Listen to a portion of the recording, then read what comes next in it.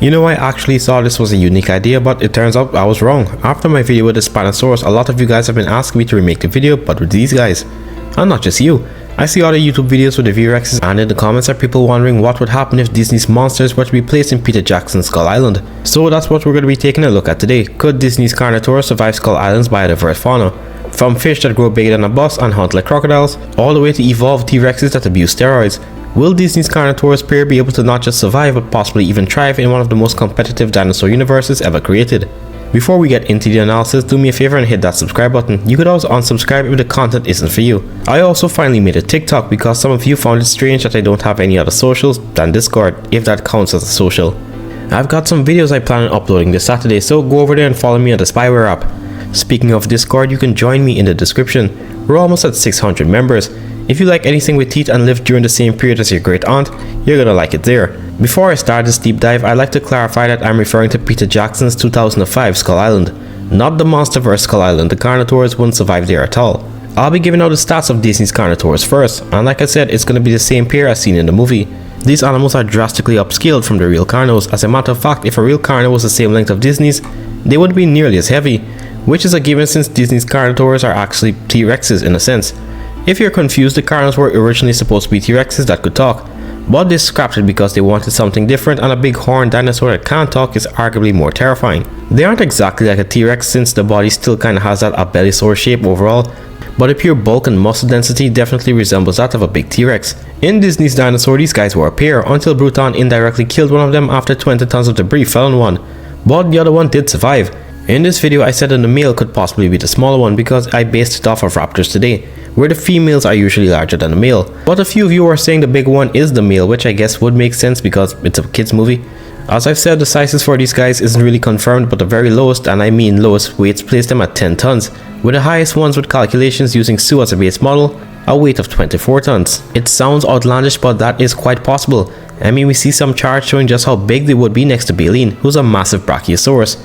Yes, size charts are usually straight up trash online, especially with the Jurassic franchise, because it's just people making their favorite theropod bigger because of bias. But when we look at the sizes of the other herd members next to Baleen and Aladar, the size doesn't appear that off. It dwarfs Aladar and towers over Kron, who's an African elephant-sized iguanodon. But in my opinion, because the sizes in the movie do seem to change quite a bit depending on the shot like Fang and Primal, I'd give them a length of over 15 meters and a 13-ton weight range. I feel like I'm lowballing it, but I do have to make this as fair as possible, and that weight is honestly possible. The bigger one is going to be 13 tons in weight, while the smaller one is going to be 11. So 24 tons of steroid abusing dinosaurs walking anywhere would be a terrible sight. Remember that African elephant-sized iguanodon? Well, one of these things grabbed this 6+ ton animal and chucked it more than 40 feet away into a boulder. It wasn't struggling in the slightest, just a smooth yoink and toss. The ramming strength is up there too. A effortless swing put Kron's sister on the floor, and when Aladar decided to play hero and hit the thing with its tail, the big red monster decided to go band for band and sends Aladar airborne.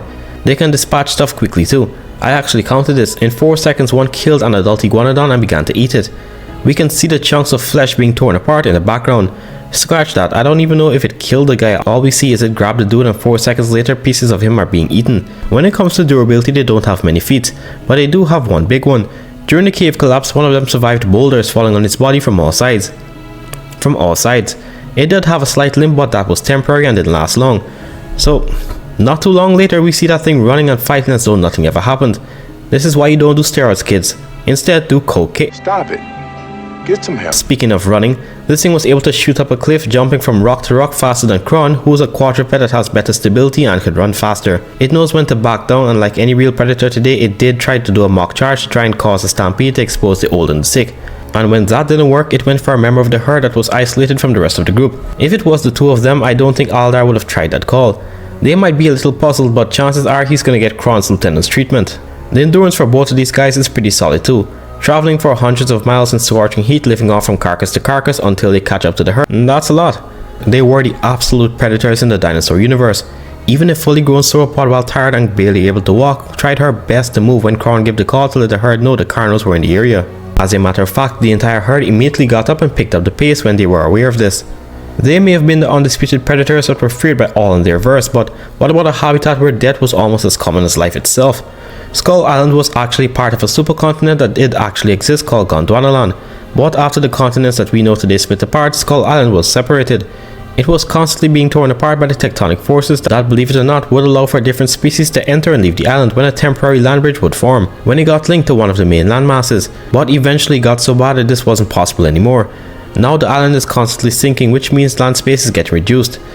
This has forced the species on that island to adapt or die, many evolving to be the best in their specific niche in the food chain. The herbivores are one such example. They are usually either tanks or missiles. On Skull Island, the Apatosaurus is decently larger than the real life counterpart, which still is a legitimate species the last time I checked. These guys could be anywhere between 80 and 120 tons. Their size isn't all that changed though. Now they give birth to live young and usually don't have more than 5 at a time. This likely is meant to not overpopulate the island since the sauropods usually lay more than 40 eggs at a time, but at the same time they keep the number low so the young could have a better chance of surviving. Adults would often shield the young too when predators are near. Then there's the Diablosaurus, who looks more like a rhino than a sauropod. They aren't quite as big as the Apatosaurus, usually below 40 feet, but when they become adults their hide is so hard that even the V-Rexes don't try, most of the times. And if the armor fails, they always have their horns to fall back on. Then there are your ceratopsians like the Ferrocotus, who are big boys that can weigh 9 tons and are extremely aggressive. Bulls especially choose fight over flight, which gives the island's top predators a free laxative, since one of these charging towards you would make your pants brown. They are more herbivores and a lot more animals overall, but I'm going to be listing the ones the Carnos are more than likely able to come across because I don't feel like editing an hour-long video based on every single animal. The water sources are usually okay most of the time. There's things like the juvenile scorpions, the different crocodilomorphs who don't weigh more than 400 kilograms. But there is one thing in that water that specializes in grabbing prey from the shore like a crocodile. Pteranodon is a massive predatory fish that acts like a whale's catfish and snatches animals on the water's edge. The males usually don't exceed 20 feet, but the females are double that and could weigh more than 14 tons. They even come up on land from time to time to have parasites removed from their skin. They actually could be the largest predators in the waterways of Skull Island. But enough about the water, since the Carnos could likely just drink from different sources like ponds or even puddles in the verse. The pit wouldn't really be an option because if they ended up there somehow, they'd likely already be dead, because that's a big drop and even they couldn't survive that fall. More than likely. So we'll focus on the mainland terrors. There's the quadrupedal phytodons that lie in wait near game trails to snatch passing prey. At a length of 25 feet and 2 tons, there were few things it couldn't bring down. But one of the main stars in this space are the evolved raptors, the Venatosaurus. These pack hunters were 24 feet and 1 ton, and while they could take down prey much larger than themselves, they often choose to hunt in packs and coordinate hunts. Like for the Apatosaurus, they would sometimes just cause a stampede near the edge of a cliff or something so that they would fall to their deaths and the carnivores would just head down for a free meal, but that's if they could even keep it, since the most dominant land predator usually doesn't share. The Vastatosaurus rex is an evolved Tyrannosaurus that is bigger on average than the real thing, more agile, faster, a lot faster as a matter of fact, and has a stronger bite force, or used to I should say. I'll get into that later. Most give these guys a weight of 9 or 10 tons, but I actually think they weigh the same as Disney's Carno, so around 13 or just shy of it. By the way, those 18 plus tons you see online are referencing the game, not the movie. The movie version is not that large. Very few things can stand up to a mature V-Rex, and few things don't dare to in the first place. Their size doesn't hold them back from dodging and weaving, since the creators of the film wanted them to move almost serpentine, and while they are solitary by nature, the shrinking landmass does eventually force some of them to be closer to each other most of the time. The current generation of V-Rexes are inbred. They have some deficiencies that make them weaker than their predecessors. They also now have a weaker bite force compared to their great etc grandparents. But with them weighing more than 2 African elephants, no species can compete. Well, except for one. As Kong had the skull crawlers, the V-Rexes also have the Kongs. Or had the Kongs to be specific. For the one low-key brain-dead individual that said Kong only beat the V-Rexes because of plot armor in one of the comments, and that if he didn't have that he would have been extinct like the rest of his species, let me answer you as politely as possible. If you were in a room with 10,000 people, wouldn't there be a chance that at least one of you would be much stronger than the 9,999 remaining? Kong in 2005 is an exception. The same goes for Kong in the Monsterverse. Kong here is much stronger than the average Kong and was able to take on one of the most powerful skull crawlers in the verse and kill it. The same species that led to his family dying out. So no, Kong did not win because of plot armor, he's just an exception of his species. And another factor is that the Kong species died out in 2005 because of birth rate. Usually one baby is born when an ape gives birth, while the V-Rexes can have so much more in a single go. So with space shrinking and them being outnumbered by the competitors, they just couldn't survive. But Kong still remained, even though not for long. He stands at 25 feet tall and is similar in weight to the average V-Rex. His comeback skill is impressive as well, since even with a handicap he was able to fight off 3 V-Rexes with just one arm. And the moment he got to use both of his arms, he destroyed the V-Rex. So with the main things out of the way, let's drop the Carnos on Skull Island.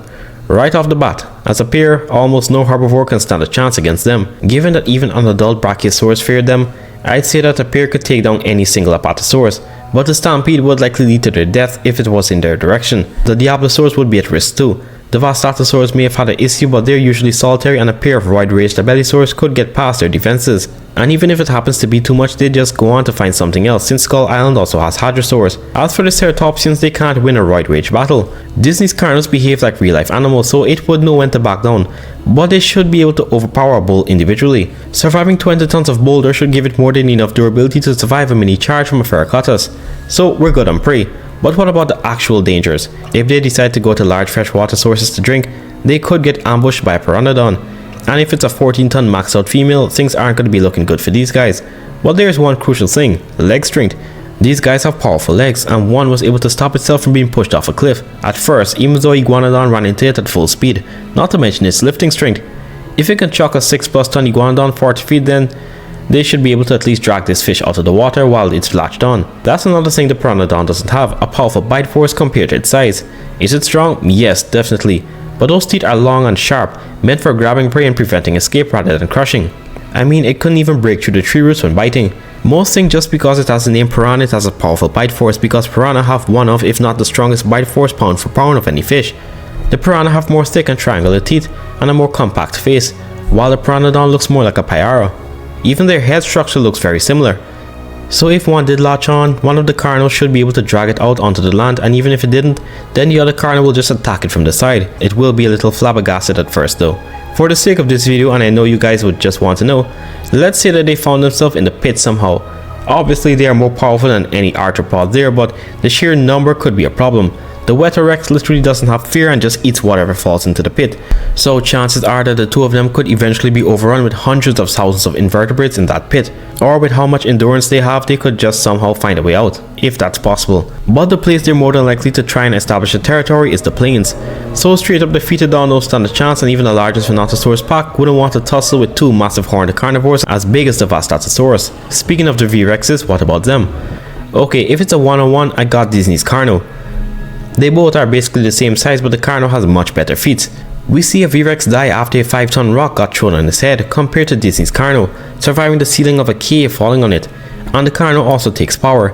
These things can throw an almost 7-ton animal around as though it's nothing, and the swing of its tail could send one of those said animals flying.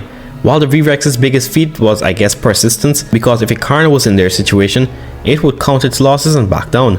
The only thing I could give them would be speed and agility.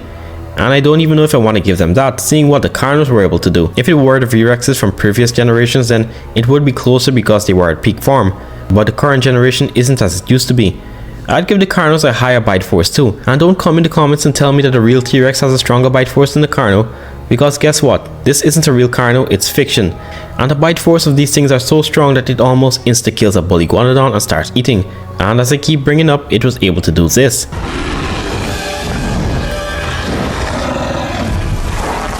While the V-Rex got its mouth torn open. I know the opening force is supposed to be weaker, but the force closing the jaw shouldn't be snapped like that. Disney's Carnos can be downright bloodthirsty too. The V-Rexes were manic, but so were these guys. But I give the V-Rexes aggression because the Carnos would back off depending on the situation. Now if it's a pair of Carnos, they should be able to easily establish a territory unless they run into a group of 3 or more V-Rexes, which while more common than before is still rare.